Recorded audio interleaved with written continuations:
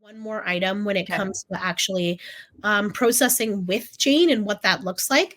So if I go into Nina's appointment here, the one that we've arrived, she owes us $40, no worries. I'm going to go ahead and press pay.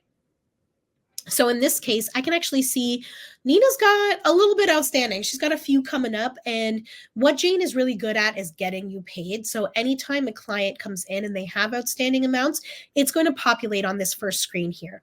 So I can go and either select all of them or select just one. In this case, why not? Let's pay it all up. I'm going to go ahead and press next.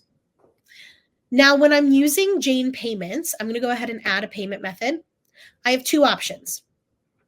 I can use a terminal. So that is when the client is there, they're actually going to be utilizing their card, or I can use an online credit card. Usually this is saved, and so I could process it that way.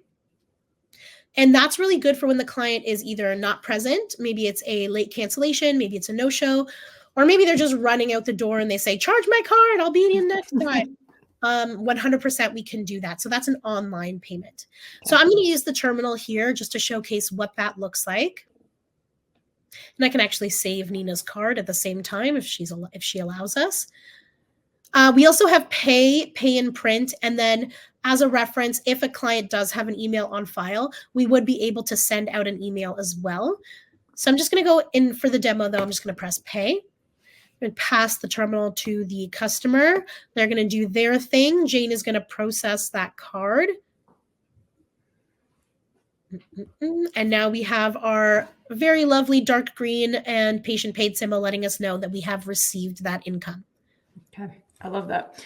Can you talk a little bit about the actual terminal and cost around that, and also just the cost of utilizing Jane Payments and like processing fees and how that ties in? 100%. So if I go into settings here and I go into Jane Payments, I can see here what it looks like when I go and process that using a actual terminal. So that's 2.6% plus 10 cents. If I was doing the online version, it would be 2.85% plus 25 cents. Okay. So there is a little bit of a difference when you're processing it with a terminal and when you're not. But I can actually order a terminal as well, and that is $239 plus shipping and taxes. Got it. Okay. Okay. And on the settings where we were before, the summary of fees, does the Jane fees also get tallied throughout? Correct. So the way that it's going to work is that the fees are removed in your payouts. So if you're collecting $200, Jane is going to remove that, whether it be 2.85 or 2.6 plus 10 cents or 25 cents from that transaction. And then when you're paid out, it will be minus that amount. Okay. And you'll be able to see that in your report section. Okay. Now, something else to keep in mind is that there are no monthly fees. There's no sign-up fee. There's no annual fee. There's not.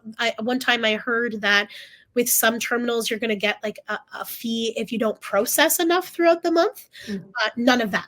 So just per transaction. Per transaction only. Got it. Okay, cool.